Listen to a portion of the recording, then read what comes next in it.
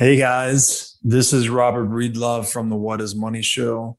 And as you've learned by watching this show, Bitcoin is the single most important asset you can own in the 21st century. And one of the most important companies in Bitcoin today is NYDIG. NYDIG's mission is to facilitate financial security for all. They accomplish this by bringing a high level of professionalization and sophistication to the Bitcoin marketplace. As a true game changer in the industry, NYDIG is safely unlocking the power of Bitcoin for forward-thinking individuals and institutions alike. By using NYDIG, you will gain access to an end-to-end institutional-grade platform, providing Bitcoin OTC transactions, Bitcoin collateralized borrowing, secure custody, asset management, derivatives, financing, market research, and more. And all of these services meet the highest regulatory, governance, and audit standards. Led by Robbie Gutman, Yin Zhao, and Ross Stevens, NYDIG has absolutely exploded onto the Bitcoin scene recently and is leading the way for ongoing institutional adoption in this nascent asset class. So please be sure to check out NYDIG as a single source for all your Bitcoin needs. So gold fails while globalizing, digitizing society. And then we have Fiat introduced. And where does that take us? So if I can't use gold, I need money that's going to be stronger and faster and smarter. So what is an example of stronger money? Well, I'm in London. I have $100 million worth of money. I need to get it to Rome. I need to get it to Rome on a telegram, or I need to move it to Rome at the speed of a single horse, and I can't haul that much gold. So I use a letter of credit, right? If I can project money via some credit network, whether it's the Rothschilds network or it's an imperial network or something else, then I've got stronger money and I've got faster money.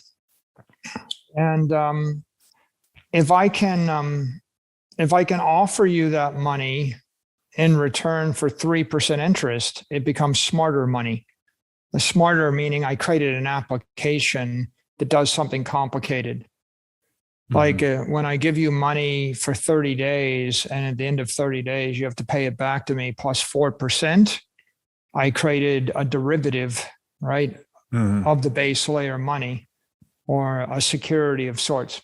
So the ability to create securities and the ability to project them distances with speed enables a more sophisticated economy and is good for economic productivity. So hence the idea of a fiat. And I think the earliest fiats were, they could like trading stations, in the French territories of Canada, right? They had credits, credit systems on ships, merchant credit systems. There have always been private credit systems. And then eventually there became municipal credit systems. Like the mayor of a city-state or something, or mayor of a hamlet, and then you get to statewide systems and federal systems and agency systems, and who knows whether or not churches didn't generate their own credit systems. And we know in the military generates credit systems. Sometimes they'll have credit vouchers or travel vouchers in the military, or a right. I remember the airlines used to give you these tickets where you could fly space available, and they would give them to their employees, like flight attendants. So the flight attendants are able to use that and give one to their wife or husband, and they sell those things.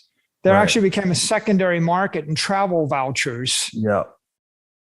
And because they have monetary value. Yeah. And so you have private monies and you have public monies, and then you have quasi-public monies from any kind of food stamp or institutional voucher or military voucher that gives you a right to something of value becomes money in and of its own in time. So the real question is, why does fiat fail? We know why it works.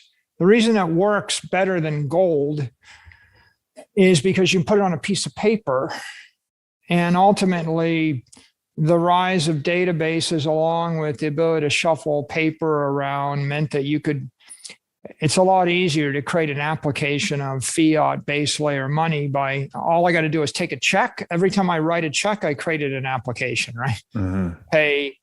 Pay Robert Breedlove $797.52. Doing that in a fiat standard takes about 20 seconds. Mm-hmm. Creating $792.27 of gold is impossible for all but one in 100,000 people. Yeah. And would take a day. Yeah. Right? So it's pretty obvious why it works, because you can create applications faster. You can create more beautiful, complicated applications, types of credit. You can move them around faster, and you can travel with them further distances. And also, they don't invite violence to the same degree. For example, a very famous example of a private money that was created in my youth was American Express traveler's checks. Mm-hmm. And I don't know if you remember American Express traveler's checks. They actually became popular before the credit card. If people were going to travel internationally and you were going to go to some place, they would say, well, before you go, you should convert your money into American Express traveler's checks. I mean, literally, this is a big business. Mm-hmm. And the number one use case was that way, if you lose them or they're stolen, you can get them replaced. Mm. It was like, I guess the idea was you were less likely to be robbed if you're carrying the traveler's check. It's like an analog multi-sig, maybe something like that. Yeah, like a multi-signature version of money or wrapped money. Yeah. And American Express made all their money because people would buy $100 million of traveler's checks and only redeem 95 million. And there was the float, and then there was the unredeemed amount, and that was the difference. And so people used to be they were very excited about these sort of things. I mean, a traveler's check is almost like a derivative of a derivative. Right. I mean, the paper money is on top of the gold or itself, although now I guess paper money is just base layer money. And the traveler's check was on top of that. And people like that idea. And I suppose credit card is just another example of a fiat application. And the idea is, you would send your kid on vacation with a credit card, feeling comfortable that you could reload the credit card if they ran out of money. Mm-hmm. But if your kid said, Dad, I need $25,000 in cash just in case I have an emergency and I need emergency appendectomy or something like that. Like, there's no way you want them traveling with that. And of course, they couldn't even get across the border with $10,000 of cash. Right. Try it, right? Yeah. So 99% of the world has more than $10,000 that they could put on the credit card, but nobody can take $10,000 in cash. So the fiat standard is appealing because of the portability of the purchasing power and because it doesn't invite violence. If someone steals your credit card, you could cancel the credit card. They stole your traveler's checks. You could cancel the traveler's checks, things like that. And I was like, make sure you write down the serial numbers of your traveler's checks, right? Yeah. All of these things. but why doesn't it work in the modern era? I mean, the fundamental problem is we start with inflation again. The government can create more of it. But here, the inflation problem is not a minor problem like gold. It's a major problem, right? Instead of getting a guaranteed 2% inflation with an occasional 20%, you get a guaranteed, I think Saifedean suggested the number was more like 10 or 11% guaranteed, 7% guaranteed in the US, more in other countries. So you're getting a guaranteed inflation of somewhere between 7 and 11% a year. And you're getting an occasional inflation of 30% or 40% a year. Yep. So the base layer protocol doesn't work so well, right? It's not conservative, right? And so if you have a shared ledger that's not conservative, right? It's collapsing, and that rate's, there's just nothing. I said to people, there's no engineered machine or structure that works with that degree of error or inflation. If you had a 2% leak in your gas tank, over what period? Right? If you're leaking 2% a day, your car won't work. And so leakage of your swimming pool or a balloon or any kind of electrical system or any thermodynamic system at all just doesn't work with that much leakage. So the inflation, ironically, right? The inflation implies you're getting more, but really it's dilution in a way. It's guaranteed dilution or depletion. So the first problem with fiat is it's just depleting energy at too rapid a rate. If we just said 10% a year on average, then a system which is losing 10% of its energy every single year, or almost 1% a month, is kind of a crippling first order problem on the base layer. Right. It's almost like building on, if I'm building on sand and the sand was sinking 10 feet a year, right? What structure can you build? Right. Right. When you're building on something, you want to build on granite and you want the minimum deflection. Granite doesn't deflect, steel doesn't deflect, sand and clay deflects, swampland deflects. So the problem that we start with is the base layer is collapsing. The second problem of the fiat standard is confiscation, as the government can seize your currency or they can seize the asset. And, to a lesser extent, other people can seize it. I mean, you can't, if you carry your cash around, right, there's the famous image of Pablo Escobar, sitting and burning $100 bills to stay warm. If you can carry it around, someone with a gun can seize it. So that's a problem. If you don't carry it around, then the counterparty that you trusted it with, generally the bank, can seize it. And in all cases, generally the government can seize it. And so these are three fundamental defects with the fiat standard. Your property rights are weak under the confiscation risk. Yeah. And your property is defective because of the constant inflation. You literally bought swampland in Florida that's sinking. Or it's worse than that, right? Because swampland doesn't sink forever. It's pretty much as bad as it's going to get. This is worse than that because it just keeps getting worse and worse and worse. Yeah. Yeah. Right. And the third. Sorry, just to insert one thing here. There's like a conundrum of money here, where this is the tool or the economic medium that's intended to be trust minimized. So you can put your wealth there and you don't need to trust anyone else. It's like a safe place to park wealth. But to get that, you come with all these limitations of gold historically. So to pick up these stronger, faster, smarter qualities of money, it comes with a cost of counterparty risk. So it's like the conundrum is gold. You can, trust nobody. You don't need to trust anyone, but you can't really trade with anyone because of all of its limitations. Or you can use fiat, in which you need to trust a lot of counterparties, but you can trade with a lot of people.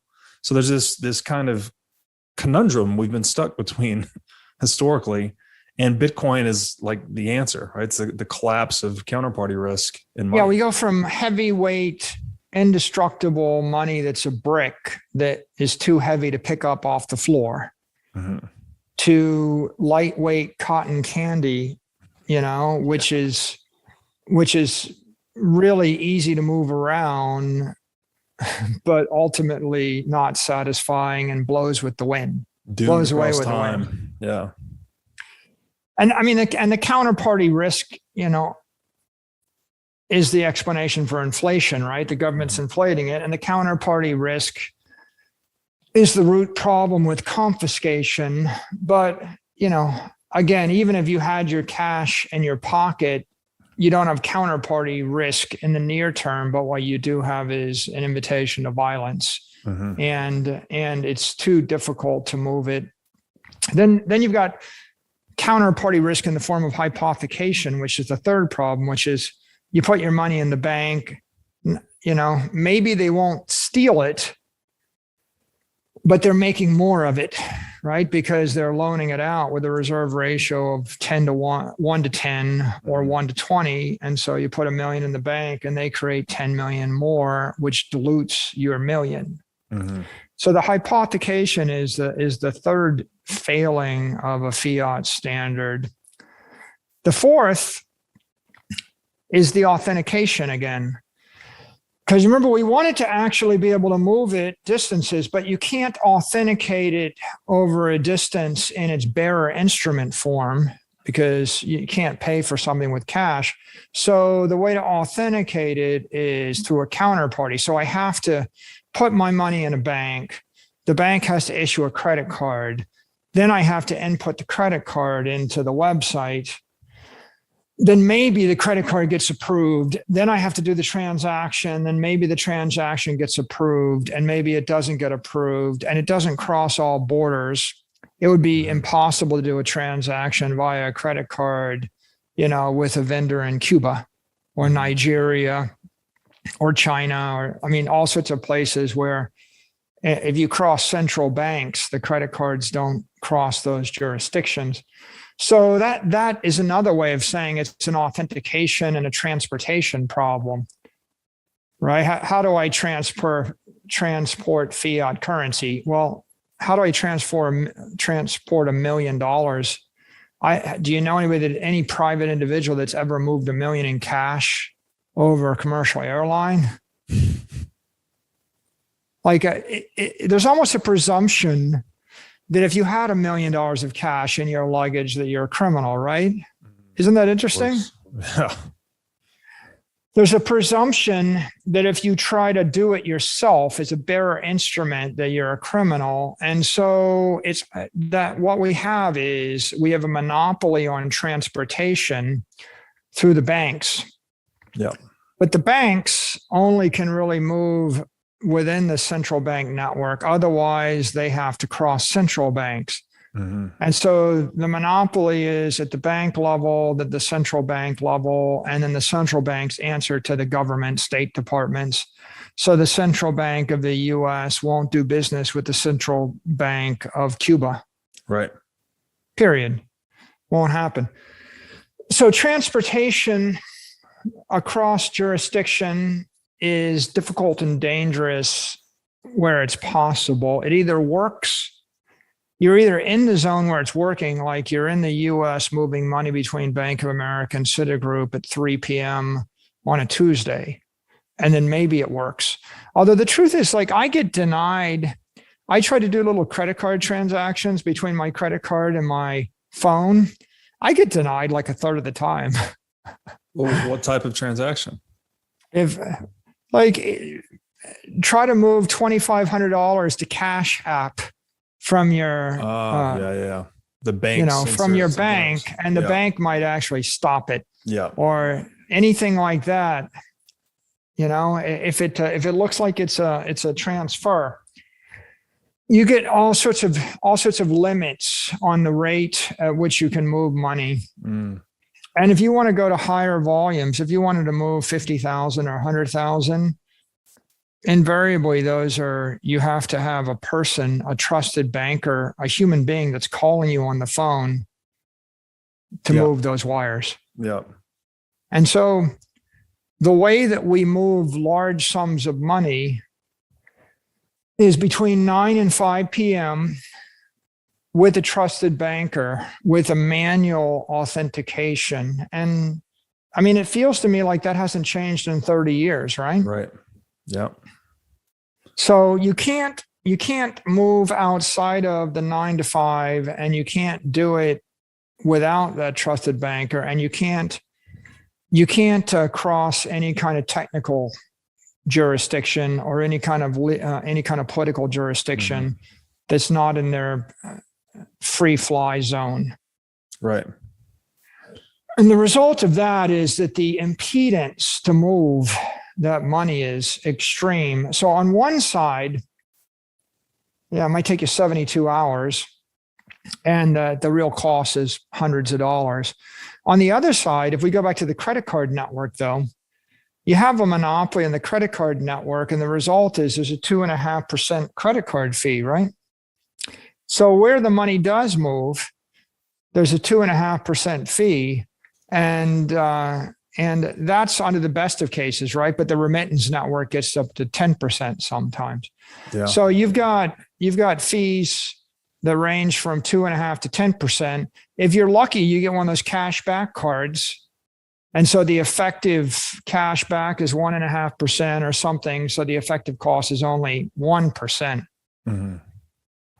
But it's 100 basis points, which is a huge amount of money, insanely large amount of money. And the network really isn't competitive, and it hasn't changed much in 30 years. Mm-hmm.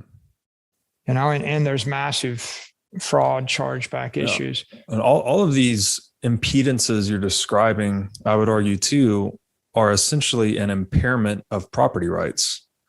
Where in a pure property right, you should be able to send, express, receive, move the asset however you choose. But when you have to then answer to a counterparty or go jump through these hoops or wait, all of these things impair your property rights and money. Yeah, I would agree with you on that. I think that your property is impaired. It is taxed, and it's either taxed. It's either explicitly taxed by a government, a municipality, a state, or a federal government, or it's privately taxed by the money transfer network that's charging you a fee to move it around.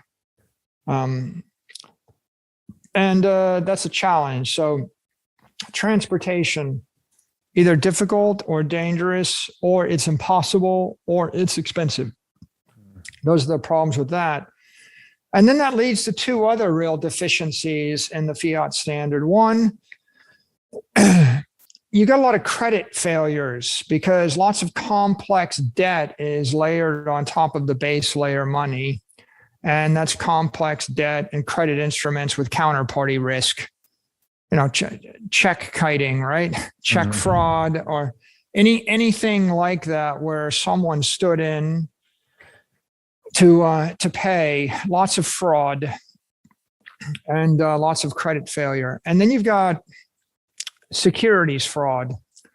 And I guess with security fraud, what I mean by that is there's too many complex applications that are constructed based upon a counterparty's representation to you, and there's no way for you to transparently authenticate or assure yourself that the application is properly constructed and properly backed. Right. Right. So, and you're destined to have that. Someone says, Yes. "Oh, we have $2 billion in reserves," but they don't.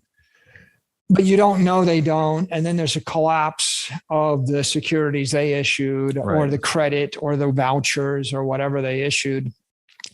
And so those things are inevitable. And the question is why? Why do you have credit bubbles? And then why do you have securities fraud on top of the fiat standard? And I think the answer, if we come back to our base first principles, is the base layer protocol of fiat is defective. The base layer money is defective, right? Is it a shared, immutable, correct ledger? And the answer is no. It's not shared. It's not immutable. It's not correct. Yeah. Right? It's an imperfectly heterogeneously shared, right? Mutable, incorrect ledger. So I guess what you could say is it's a ledger, right? Yeah. It's a ledger. Ledger, yeah. But it's not shared. It's not immutable. It's not correct. You don't have final settlement. So you have massive fraud on the credit card network. You have transfers that didn't take place that are represented to have taken place. You have balance sheets that don't exist that are represented to exist. Yeah. You have an issue there with the base layer. The second problem you have is the application layer protocol. It's random and manual. So the protocol by which I would create applications of base layer money, like a security is an application, a credit card is an application. All of these things there's no technical protocol or programmable. There's no API. It's a manual protocol. So every single bank creates their own application, like a bank loan is an application of fiat, and every bank executes their own set of loans, and they're all expected to maintain a certain degree of reserves, right? Yeah. But they're audited. And the fact that they have to be audited is proof that they're all just manually executed and heterogeneous. Right. Yeah. So there's no transparent, perfected application protocol. Yeah. And the result of that, or the implication of that, is that the applications in the fiat standard have no integrity. Right. They have no integrity in a mathematical sense or a technical sense or an engineering sense. A physical metaphor is, in the real world, it's I'm standing on solid ground, and in the fiat world, my eyes are closed, and someone told me I could take 2 steps to the left and I would be standing on solid ground. Right. But I don't know that I'm standing on solid ground. I don't know that I'm 100 feet from the cliff. I might be 1 foot from the cliff. Someone told me.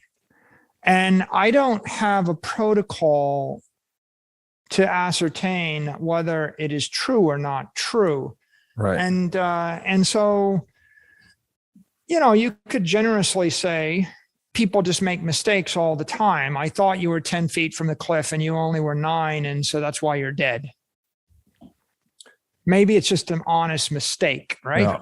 Yeah. But then again, maybe it was in my vested interest to tell you were 10 feet from the cliff and you were really 5 feet from the cliff. And this gets straight to the heart of Bitcoin, right? Where it's removing the need to trust. It's, don't trust, verify. And the securities fraud you're describing, I mean, it culminates in the weapons of financial mass destruction with this huge, gigantic derivatives market, which is really premised, I would argue, largely on this gap we have between trade and settlement in the fiat system. There's no final settlement occurring, which is the verification mechanism.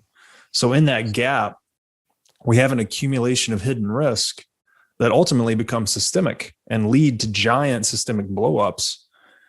And, to your point, there being no integrity, it's like, of course, there's no integrity. I would say the lack of integrity is synonymous with corruptibility. And so not only does it not have mathematical integrity or or financial integrity, but you could ultimately say there's no moral integrity because these systems, they just don't hold up to corruption. I can't take personal custody of $1 billion of gold. So therefore I trust it to the bank and I take their gold derivative and I assume that that is base layer money. Mm-hmm. And I can't take delivery of $1 billion of currency or fiat. So therefore I entrust it to the bank and I take their credit instrument as my base layer money. And you could say that what you've got is two fundamental shortcomings here that cause these two systems to break. One is the base layer protocol is defective. You need a base layer protocol where you can take final settlement at any scale. Yes. Can you take final settlement of $387? Can you take final settlement of $38 million? Can you take final settlement of $38 billion? Can you take final settlement every day? If you can take final settlement at any scale, at any frequency, then then the underlying gold standard or fiat standard would have some integrity, at least a modicum. The second problem is there's no application protocol. So there's no way to create a security or a derivative or some layer 2 application on top of the layer 1 monetary token. Mm-hmm. We need the applications, right?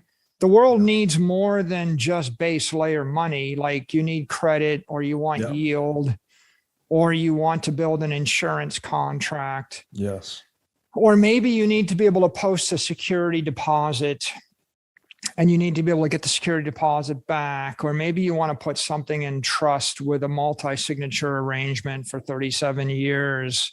There are lots of applications that make the world work, but there's no application protocol. Yeah. So in both cases with gold and fiat, the base layer protocol is defective and the application protocol is either non-existent or defective. And what makes Bitcoin special and what makes it digital money is Bitcoin gives you a base layer protocol to take final settlement, and it gives you an application level protocol too. Either we could debate back and forth, right? Is the application protocol on the base chain, the blockchain? If so, it's a Bitcoin transfer, or is the application protocol on the Lightning, using a layer 2? Yeah. Well, either of those, could be viewed as an application protocol. Yeah. And you're still maintaining the option for final settlement, even on Lightning, right? So I think the core, and this is so critical for if people could understand this, that the anti-fragility of the world economy even is dependent on this simple fact. If we can have higher frequency final settlement, we can have more verifiability in the economic structure, which means less corruption and less blowups. Whereas the fiat system right now is the complete reverse of that. Very low frequency final settlement, very low verifiability, tons of corruption, lots of blowups. Yeah, final settlement with high frequency creates reality. Yes.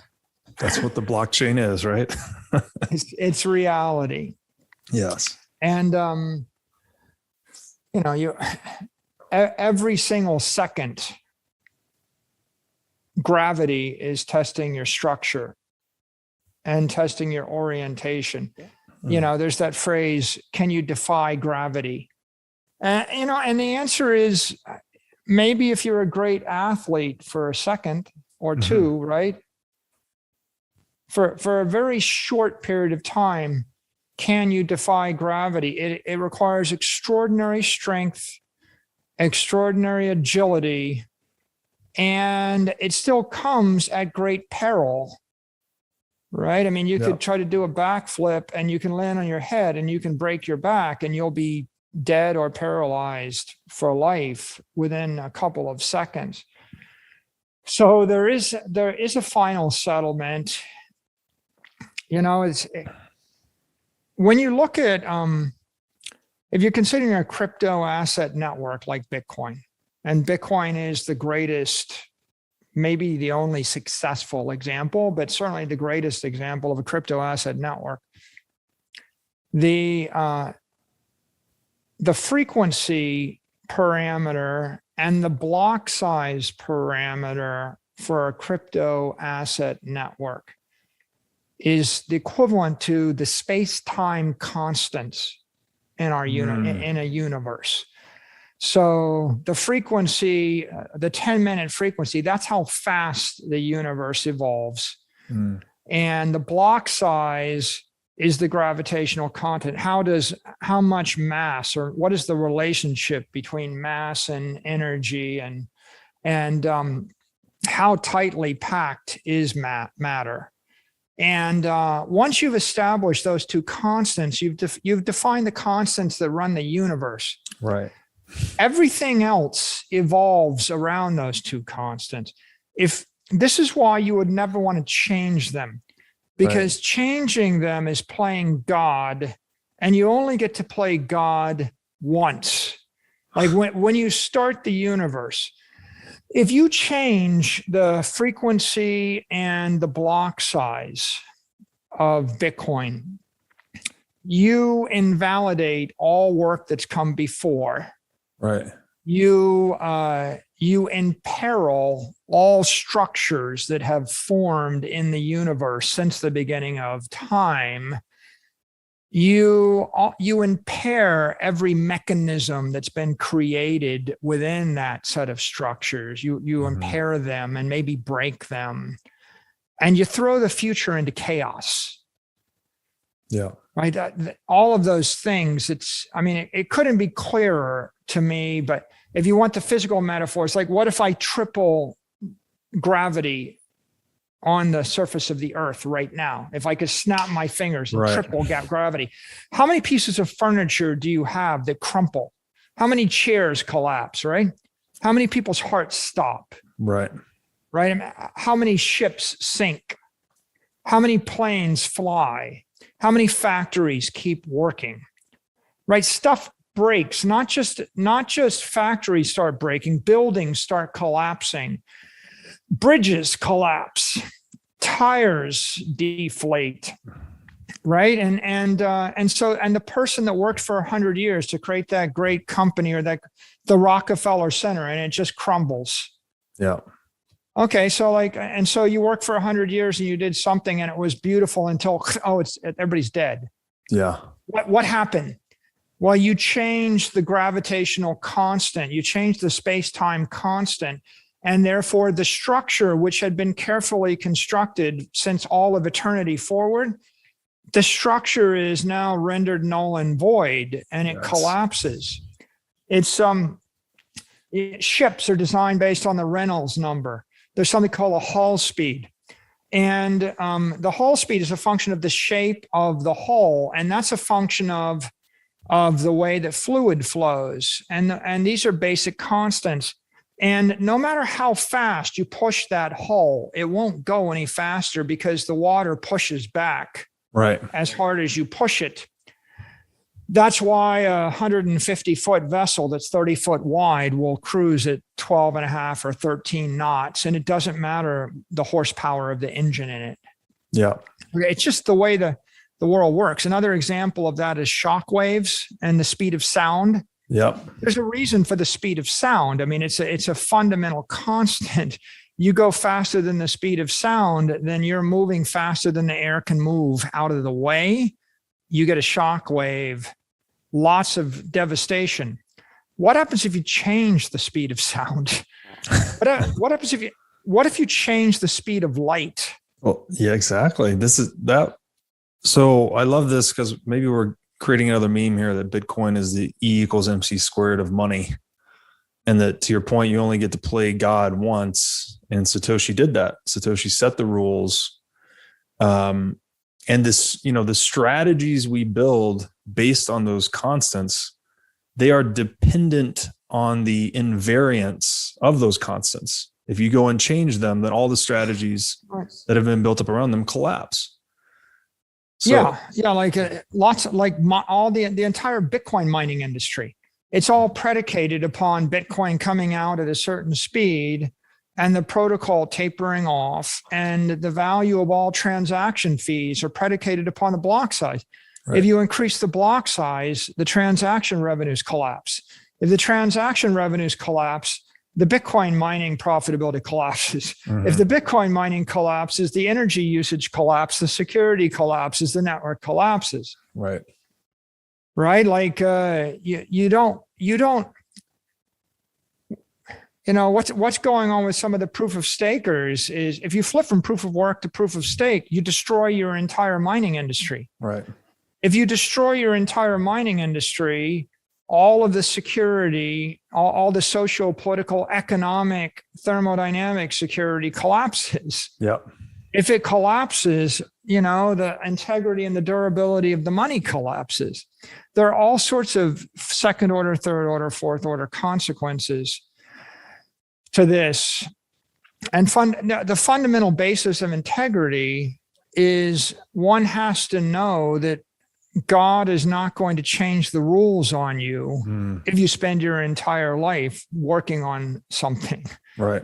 If you want to drive people insane, change the rules. Like if I just, right.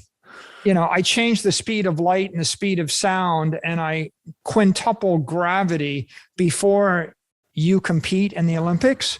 And then when your competitor starts competing, I dial down gravity to the moon gravity, and they jump 180 feet in the air and they beat you.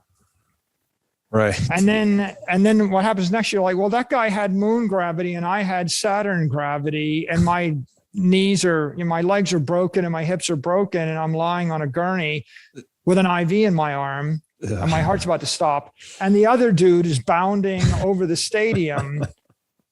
Doesn't seem quite fair. Okay, and at some point, when the gods toy with you like that, then you say, well, I'm not going to play this game anymore, right? Right. Exactly. And people withdraw from the ecosystem. It's like, what would you do other than run as hard as you could away from a random universe that wanted to kill you? Right. We're back and of course, we're back to the original introduction of immutability, how important that is for money. And I've said this before, but I think the way you're articulating it here really unpacks it, is that this is really what Bitcoin's doing. It's radically changing the world by virtue of being unchangeable. It's like the first unchangeable set of rules we've ever had. So it's causing us all to reorient our strategies. Whereas fiat is a constant changing of the rules. So you talk about driving people insane. That's why we're going mad in the world. With every election cycle. Yeah. You could argue with every political appointee. Yes. Because I could even appoint a different head of the Fed tomorrow. Right. And I would get whatever. The immutability of Bitcoin, though, is it's an emergent property.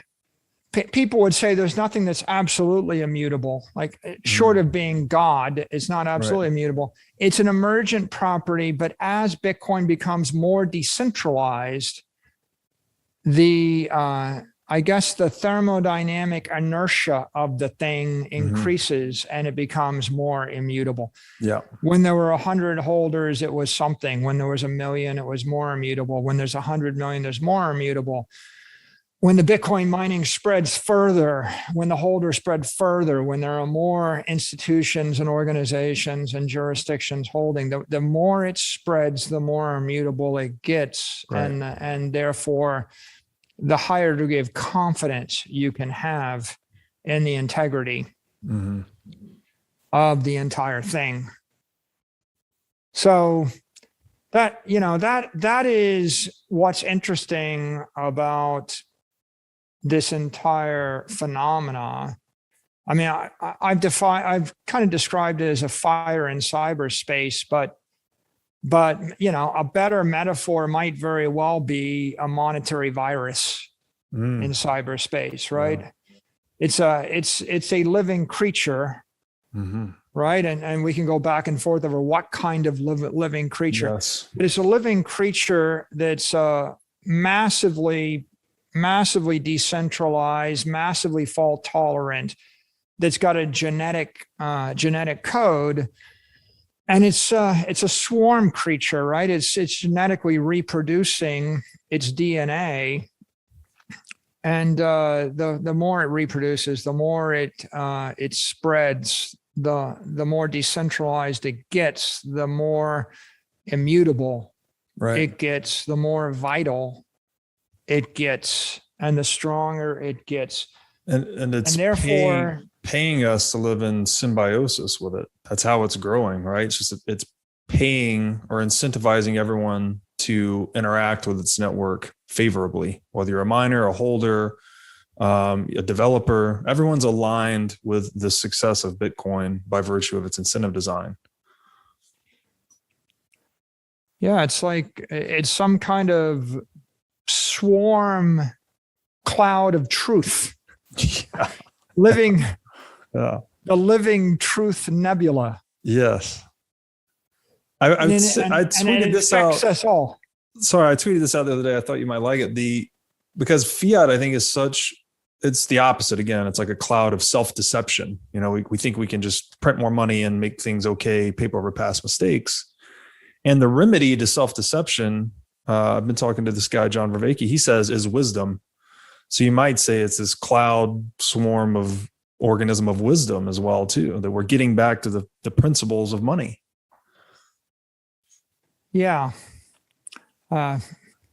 Extraordinary thing. Yeah. Extraordinary. And to outsiders, we sound crazy.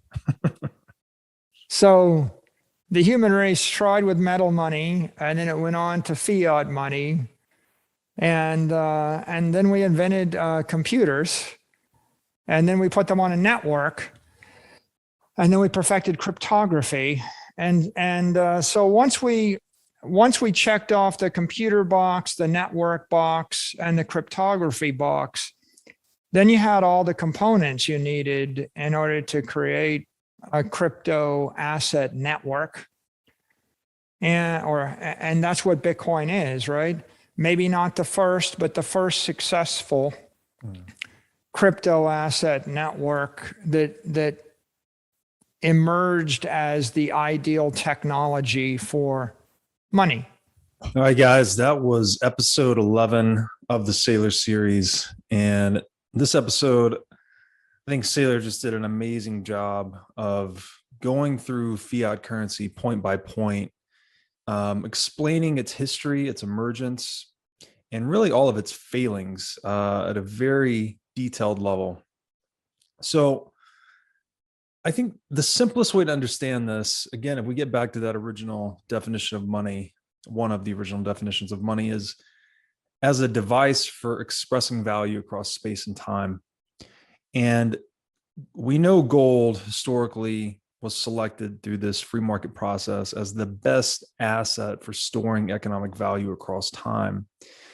But due to its physicality, its bulk, which effectively caused it to have technological limitations as money, right? It could not adequately express value across space.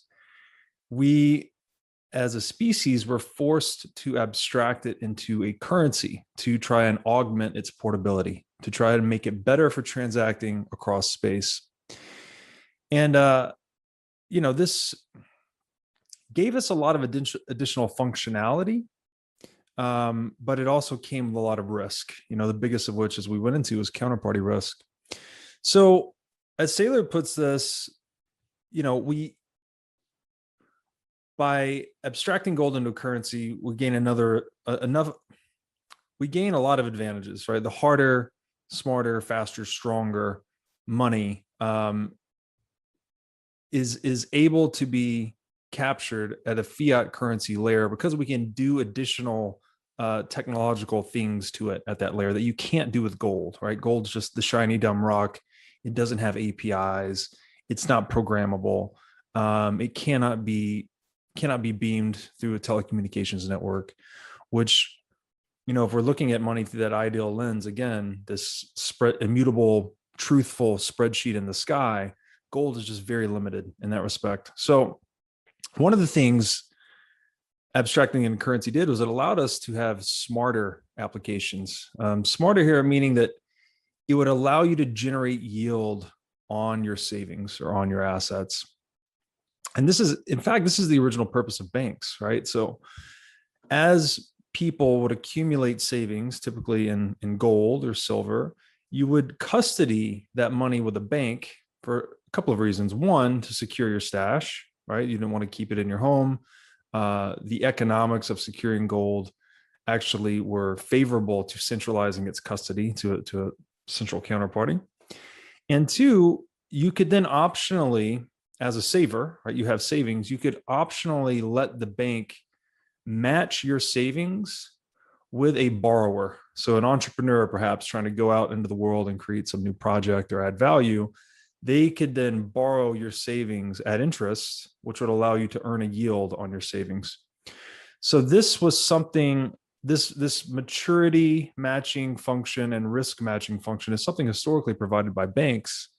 And again, this was due to the custodianship of money that banks provided. So this, that's what led us into, and that's why I think this is the best way to think about banks, is it's a money warehouse, right? This is actually how it emerged originally, is we had these centralized custodians that were just warehousing the money and issuing warehouse receipts that were redeemable for money, redeemable for gold.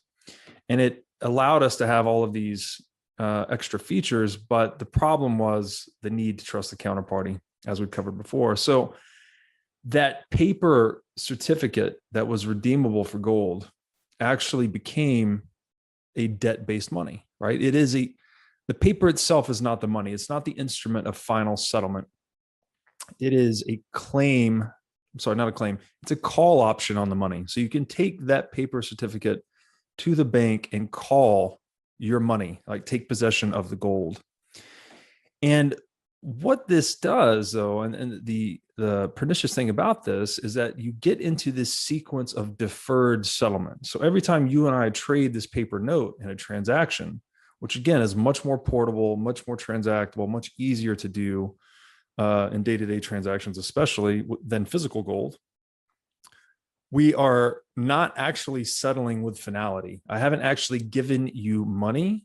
I've given you a call option to money.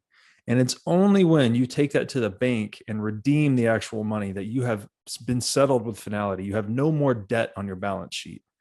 So this is a very important aspect to understand about currency, and fiat currency especially, is that it is a debt-based instrument. If it cannot be redeemed for money, then it is not money. It is a money substitute, effectively. And when we went off the gold standard in 1971, that's what put the globe onto this fiat currency standard that is now an irredeemable debt certificate, right? The dollar is not redeemable for gold or anything else. It's a pure confidence game or pyramid scheme. And that's why things from a socioeconomic standpoint have come off the rails since 1971.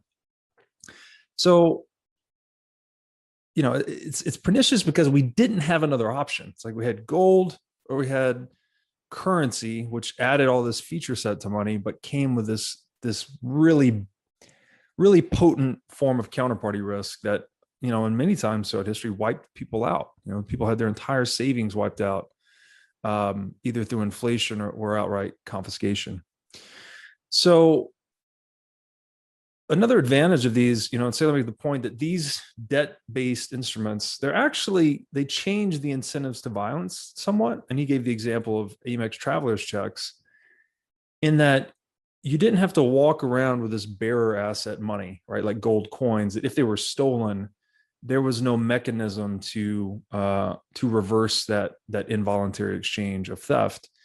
But if you had something like an Amex traveler's check, which is one of the older fiat applications, effectively, you would always write down the serial number on your Amex traveler's check. So if you took them traveling internationally and they were lost or stolen for some reason, you could then contact the counterparty, in this case, American Express, provide them with the Amex traveler's check number, and then they would reinstate your traveler's check. And I'm not completely sure on all the details of that system, but that was the purpose, essentially. And, it's kind of like, if you're thinking about this through a Bitcoin lens, it's kind of like an analog multi-sig. But the counterparty, with a multi-sig, you choose who holds the shards of the key.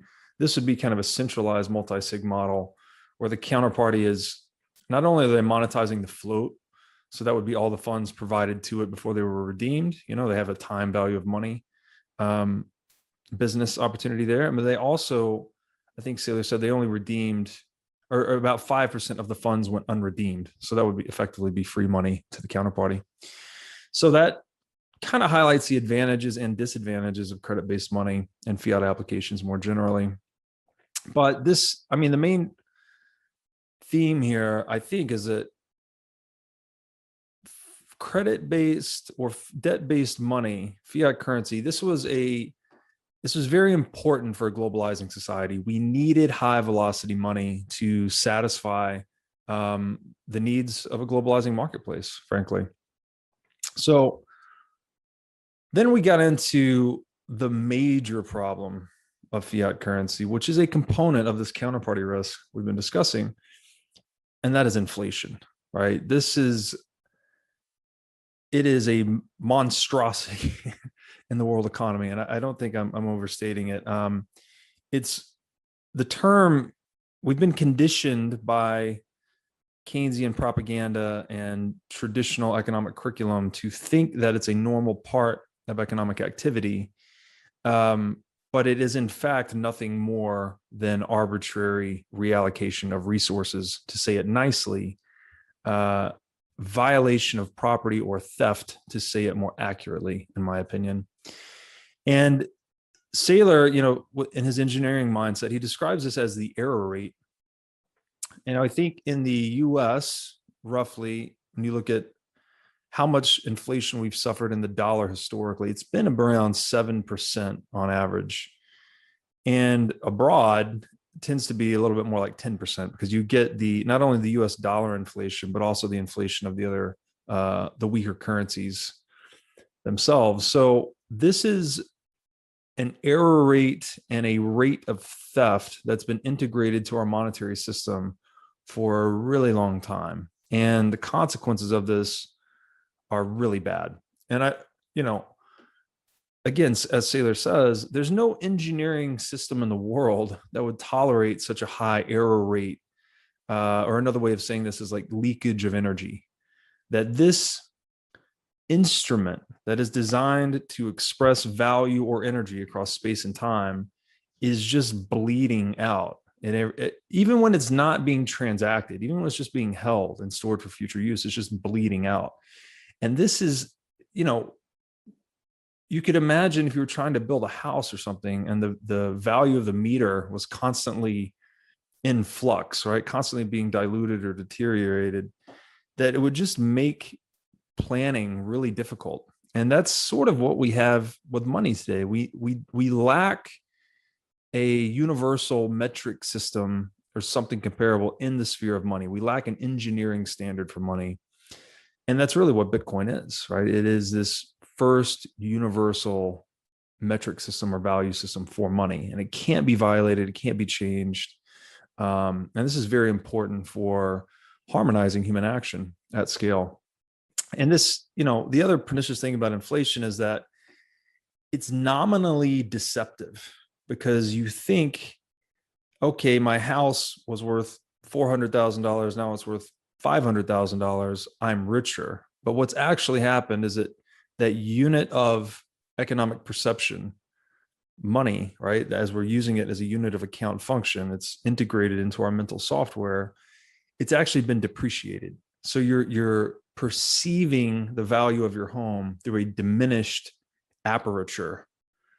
That is what's happened. You're not actually richer. The dollar is actually worth less. And this has just been the most simple yet brilliant illusion I think ever perpetrated is people just think they're getting something for nothing all the time via inflation, when in fact the opposite is true. They're being robbed constantly in broad daylight. It's a bitter pill to swallow, but I think when you really come to see it as it is, it's an important awakening, I think, for most people. So, it has this nominal deception where you think things are getting more valuable, but what's in fact occurring is there's a destruction of value in real terms. And the second order effect of this is price signal distortion. I've talked about this separately, but again, when entrepreneurs are unable to properly conceive or perceive of the world, then they're led into misallocation of capital. So you may think that you could borrow money at a certain rate and then execute a project at a higher expected rate of return and net the difference. But what this fails to account for is the inflation itself. So when the entrepreneur borrows and then he goes out and tries to buy inputs for his business, the inflation starts to manifest itself. The cost of inputs increases, and all of a sudden these believed to be profitable projects become unprofitable. And these cumulative misallocations of capital caused by fiat currency inflation, this is the boom and bust business cycle that we all think is completely normal. And it just happens. We have these gigantic economic crises every 10 or so years. This is a direct consequence of manipulation in the market for money by central banks, like full stop. There's always volatility. There's always, errors in the market, but the market is what clears errors. When we paper over the errors in the marketplace, we're interrupting the evolutionary process, the error clearing process of markets, and we allow the errors to grow much larger and much more significant. And it's just very disastrous all the way around. And so this, it's effectively a non-solid foundation. And this is kind of the core message. You never want to build your house on sand, right? So why would you want to build your civilization on a fluctuating currency, on an uncertain rule system, right? We cannot even develop a strategy around it because you don't know what the rules are going to be. You don't know what the money supply is going to be. You don't know what the interest rate is going to be. You don't know how much more it's going to change in the future. And this, the great example here is Wittgenstein's ruler, who said a long time ago, if you measure a table using a ruler and you can't trust the reliability of the ruler, then you're not sure if you're measuring the table or you're measuring the ruler. You get into this domain of complete relativism where everything is only evaluated through the lens of something else. There's no absolute standard by which to evaluate something. And again, we would never accept this in the realm of spatial or temporal measurement, right? If the value of the second or the hour fluctuated randomly based on some central control board, or the value of the meter or the mile, it would make no sense, and it would throw all human cooperation into total disarray.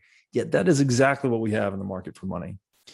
So it's really bad. Fiat's really bad. It's just not worth the trade-offs even that we made for it, right? So the other problem with fiat is that confiscation is enabled. The counterparties or the currency issuers in this case, they can just confiscate property very easily, very cost effectively. So instead of a government, for instance, having to go out into the world and directly, explicitly, visibly violate the property rights of an individual homeowner, right? Like coming to their house, kicking them out, performing eminent domain or whatever it may be, they can instead just print money.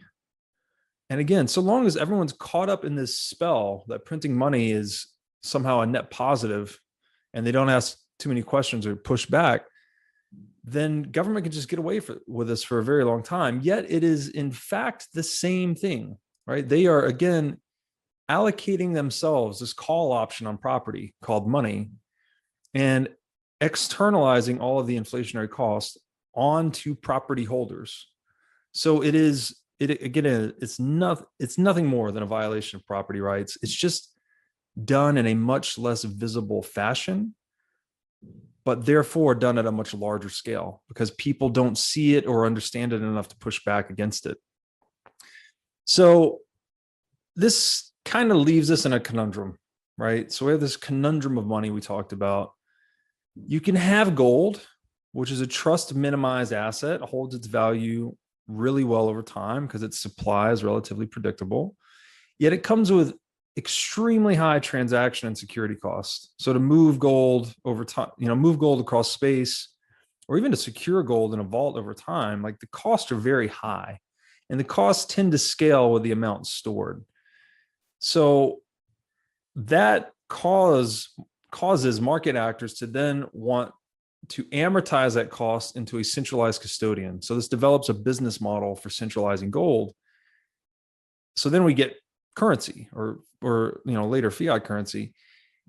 We get all these advantages of lowering the transaction cost of gold. We've increased its portability across space. So now we have a high velocity money, but we've assumed now, we've given up some attributes of gold, and we've now assumed the interpersonal trust and counterparty risk that comes with centralizing the custody. So the conundrum is we're stuck between, do we want to express value well across time with gold, or do we want to express value well across space with fiat? But each one can't do the opposite, right? Gold does not express well across space. Fiat does not hold its value over time. So we're stuck between these two worlds. And, historically, we just didn't have a good option. We've just had a boom and bust in civilization driven by this technological conundrum between gold and currency. And, the other problem with fiat clearly is the hypothecation issue. So hypothecation and rehypothecation essentially means reborrowing or reusing collateral. And this is also called in the banking system the money multiplier effect. So if a bank takes in $100 of deposits, right, that is a liability to their customer. They owe their customer $100. But if they then in turn say that, and this is premised on the reserve ratio. So typically it's around 10%. Right now it's at 0%, which is a real problem. With a 10% reserve ratio, banks are then allowed to take $90 of the $100 liability, the money they owe their customer, and they're able to loan that to another customer. So they've effectively increased the money supply by $90. So the money supply goes from $100 to $190. And then this same effect repeats from bank to bank. And that, you get into these money multiplier effects where the original $100 in deposits can be expanded even on a 10% reserve ratio, 10 plus X. So $1,000, say, increase to the money supply.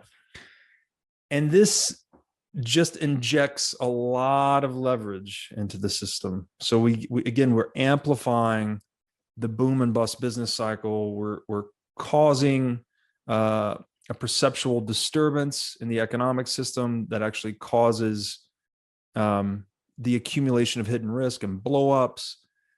It's really bad, right? We could very simply think of leverage as a tool that amplifies gains or losses, right? So if you bet correctly with leverage, you can have outsized gains. If you bet incorrectly with leverage, you can get liquidated and wiped out. So it's no coincidence that when we start injecting leverage into our monetary system, we polarize the outcomes, right? We've had the stock market up 7% year over year for a decade straight, right? It just seems like really strong economic growth. But what we're not seeing is what percentage of that growth is actually just the dollar being diminished. And then in year 10 or around about then, you have a correction back to economic reality, which is like a 2008 type event or even a March 2020 type event. So we're doing this to ourselves, right? It's the corruption and the undependability of money that's injecting these hidden risk into the economic system. This is not the natural order of the world. We are doing this to ourselves through the corruption of money. And the other problem fiat introduces is this authentication problem, right? So if you want to move money, especially, first of all, you can only move it within business hours, which is a pain. You can only move it within certain jurisdictional bounds. There's typically large fees to move larger amounts of money. So the expense of moving money scales with the amount moved. There are delays, right? If they don't know, if the bank questions the counterparty you're sending the money to, then they may delay you. Could be days, could be weeks. There are the possibility of account closures.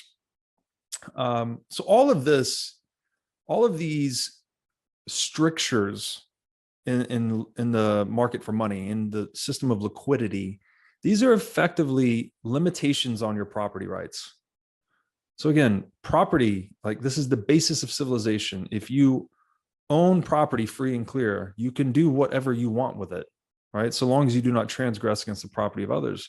Yet in the banking system, we tolerate this impairment that some overlord gets to decide when you get to move your money, how you get to move your money. They get to ask questions, who is this company? Who are they? This gets into all the problems of KYC and AML. Like it's honestly just one giant scam, right? It's one giant mechanism of attempted top-down command and control over your property.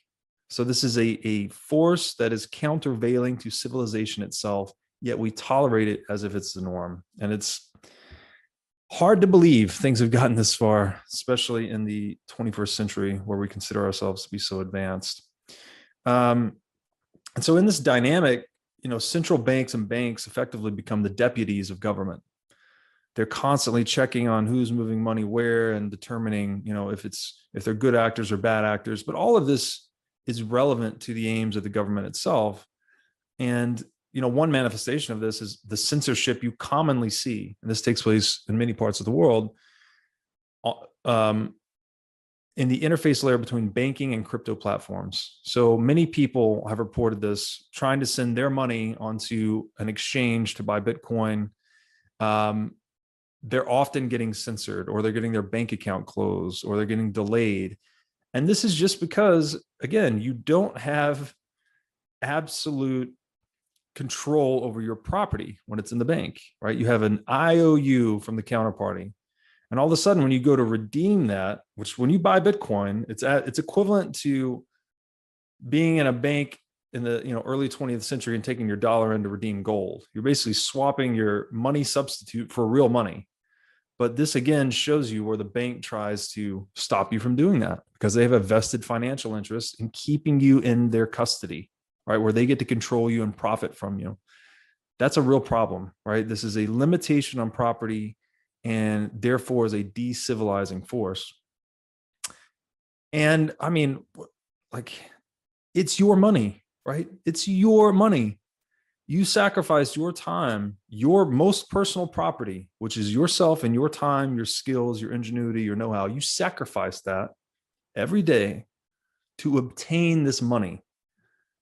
Okay, so that's property right and money. The most important property right we have outside of our own control of ourselves is money. We put it inside of an institution where we do not have complete control over it. So we are sacrificing and serving this panopticon, this institution that impairs our property rights. And when you start to think of it like that, it's quite mind-blowing, in my opinion. So, I mean, the point here is that the base layer of fiat currency is defective, right? It's subject to political whim. They can violate your property at will. And then importantly, it doesn't scale. It's got a lot of fraud built into it, which is basically an unsound substrate for human civilization. And then when we start to look at the application layer, I think Saylor made a great point about this. The base layer is defective, but then we roll up to the application layer. It's not automated. Like each little bank is performing its own manual review process. Because they're running their own processes, the base layer is defective. They can't communicate on a standard protocol. So it does not scale. It's a very inefficient monetary system. And, Nick Szabo wrote a great piece on this. I forget the title of the piece, but if you just Google Nick Szabo, Szabo, and his term that he coined, social scalability, he talks about the importance of scaling systems, where we need to be able to create systems that conduct important operations without us having to allocate human brain power to every movement, right? That's how we scale as a civilization. When we can systematize important operations and then free ourselves to go and focus on other aims that we can't systematize. That's how we scale, that's how we economize, and that's how we create wealth in the world. The entire layer of banking is antithetical to that process. It's anti-entrepreneurial, it's anti-civilization, it's destructive. And this is why, a lot of people use that parasite host analogy, which I think is very apt. It's just a rent-seeking group siphoning wealth off of productive economic actors. And, without engineering standards, you can't have APIs. So the application layer itself, not only does it not scale, but it doesn't interact, right? You have these little silos of applications, which you will have noticed, depending on what banks you've used, they all kind of have their own custom thing. And without that, the application layer lacks integrity, right? There's no mechanism through which to settle the application layer into final settlement, right? The fiat dollar is incapable of final settlement. It has debt and counterparty risk integrated into it. And that risk is being constantly realized through inflation. So the government is effectively going through a slow motion default of its debt through inflation. So it's just printing money to pay off its debts and keep it self-sustainable, pushes that cost onto society. So everyone, and this is so important because you work, depending on your tax bracket, 2 to 6 months out of the year for government. You work to pay for government.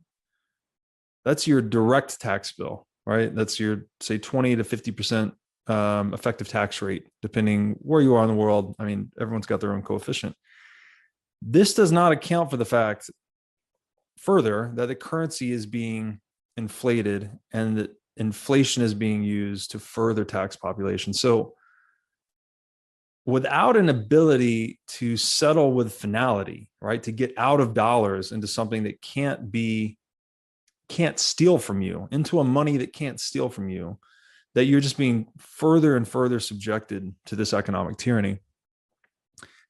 And so in that sense, this is why we talk about the difference between deferred settlement and final settlement. Final settlement is truth, right? Final settlement means you have received an asset that is 100% equity and 0% liability. And this is the equation in accounting, by the way. Assets, this is your balance sheet. Asset side of your balance sheet equals liabilities plus equity. So for $1, you have asset side equals a percentage of liability, which is all of this counterparty risk you assume, plus a percentage of equity that you have.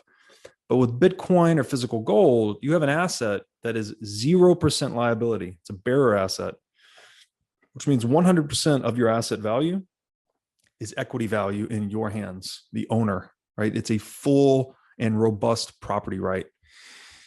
And so, to have a mechanism of final settlement is what keeps an economic system honest.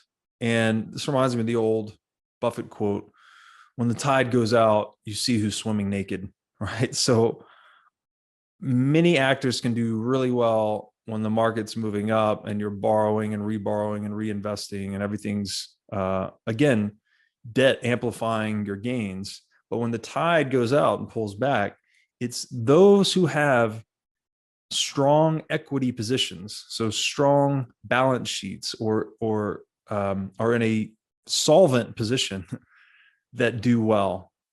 And an instrument of final settlement or a money that's pure equity is completely necessary to be in that position. And that's what is so different about Bitcoin is that, gold was a great instrument for final settlement, but it could not be conducted at high velocity.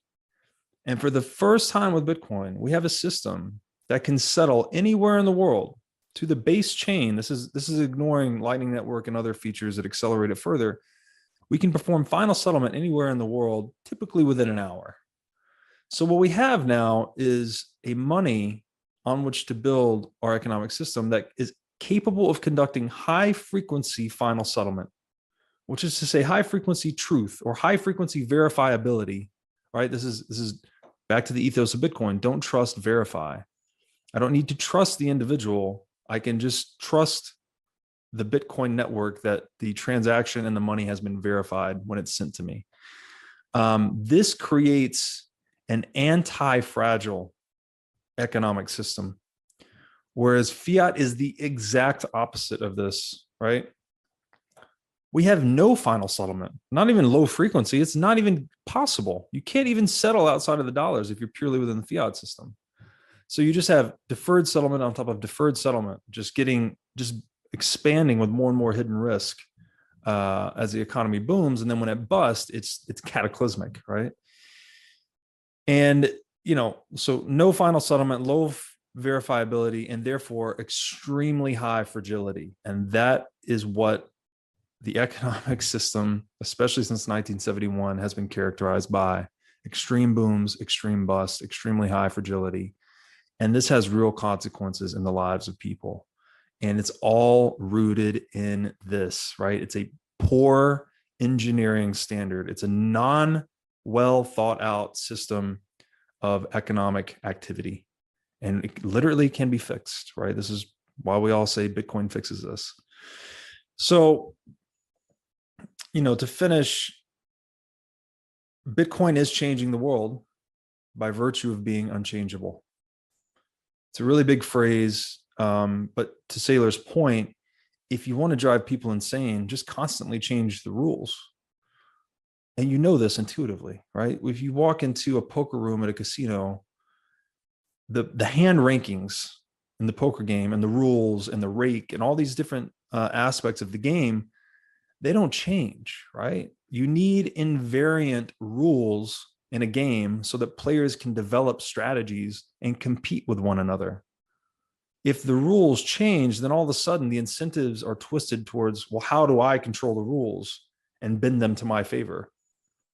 And that's exactly what fiat is. Fiat is a constantly changing set of rules, driving the world insane and causing the most unscrupulous among us to fight for control over the rules so they can benefit from this free lunch. So this is why I am so passionate about education and showing this for what it is, right? We are doing this to ourselves. This fiat currency is self-deception at scale. And if wisdom is that which allows us to cleanse ourselves of self-deception at the individual level, then I would argue that Bitcoin is the wisdom of money, right? It's a technology that prevents us from deceiving ourselves by thinking we can print money to solve our problems, which, if no other lesson of history has been learned, that one has been learned so strongly, so repeatedly. And so in that way, Bitcoin is just this absolutely invariant rule set. And that's why it's having such an impact on the world. It's forcing everyone to adapt their strategies to these unbendable, unbreakable rules, right? You see it at the individual level. We're seeing it most recently at the corporate level, right? With companies like Saylor's MicroStrategy adding Bitcoin to their balance sheet, anticipating future adoption, because they understand these dynamics very fundamentally. And that same dynamic will be playing out at the nation state, sovereign wealth fund, and central bank levels as well. Because what all these things have in common, right, is they're all strategies, right? Life is a strategy. Organizations are a strategy. Organisms are a strategy. Communities are a strategy. And what do? They adapt to the rules that best favor them. And invariant rules that you can depend on for consistency over time are the most favorable rules to play by. So in this way, Bitcoin is inducing everyone to play its game over time. And that's why it wins. That's why it's such a big deal. And that's why it's an answer to the insanity being induced by fiat currency. So I hope you enjoyed this. This was, again, episode 11 of the Saylor series. We've got more coming down the pipe. I'll see you guys back here again soon.